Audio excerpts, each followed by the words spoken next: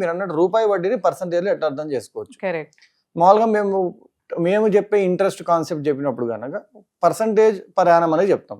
అంటే సంవత్సరానికి మీరు తీసుకున్న అప్పు మీద ఎంత పర్సంటేజ్ ఎక్స్ట్రా కడుతున్నారు. అంటే ఫర్ ఎగ్జాంపుల్ మీరు ₹1,00,000 అప్పు తీసుకున్నారు, 10% పర్ ఇయర్ అన్నారు. అంటే మీరు ప్రతి ₹1,00,000 అప్పులో ఒక సంవత్సరం దాటితే దానిలో ఒక 10% మీరు అదనంగా కడతారు. అంటే 10% ఆఫ్ 1 lakh అంటే 10,000. 100కి ₹10 లాగా దీన్ని పర్సంటేజ్ లో అంటాం. సో బ్యాంక్ మన బయట వచ్చేసరికి ఏమంటారు అంటే రూపాయి వడ్డీ అంటారు. ఎందుకు రూపాయి వడ్డీ అంటారంటే వాళ్ళు మంత్లీ పేమెంట్ లాగా లెక్కేస్తాడు. సో రూపాయి వడ్డీ అంటే అర్థం ఏంటి, నేను ఒక ₹100 అప్పు తీసుకుంటే నెలకి రూపాయి లాగా వాడికి వడ్డీ కడుతూ ఉండాలి. సో ఇప్పుడు నెలకి రూపాయి అయితే సంవత్సరానికి 12 నెలలు కదండి. సో 12 నెలలకు ఎన్ని రూపాయలు కట్టినట్టు నేను ₹12. దాన్ని మేము 12% అంటాం.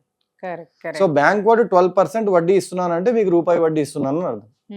6% వడ్డీ అంటే ₹10 వడ్డీ అని అర్థం. బ్యాంక్ చెప్పేదేమో ఇయర్లీ కాన్సెప్ట్, ఫైనాన్సెస్ రూపాయి వడ్డీ అనేది మంత్లీ కాన్సెప్ట్. సో మీరు ఆ మంత్లీ ఉన్న వాడిని ఇంటూ 12 చేశారనుకోండి మీకు ఎంత పర్సెంటేజ్ వచ్చేస్తుంది. సో ఇప్పుడు నేను ₹10 వడ్డీ అన్నాను, ఇంటూ 12 చేశారు, 6% పర్ యానం అని అర్థం.